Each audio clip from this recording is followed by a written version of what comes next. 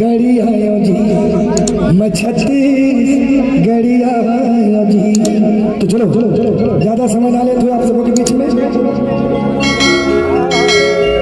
चलना का जाबो बरतिया भोला के बरतिया शिव भोला के बरतिया हो।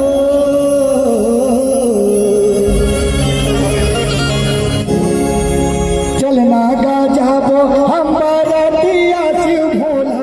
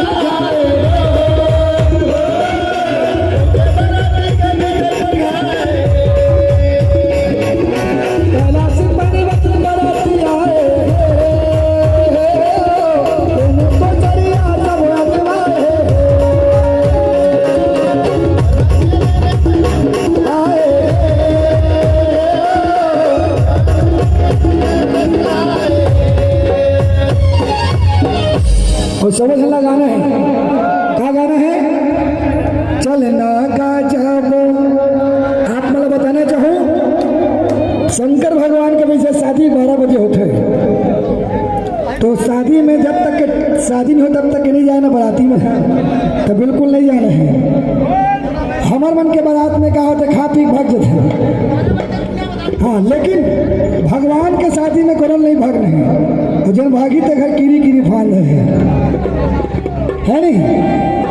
तो क्या बोल रहे हैं? चलना का चाहो, क्या बात है, एक नंबर। चलना का चाहो बरतिया भोला के बरतिया शिव भोला के बरतिया। सुबह का लगाना है।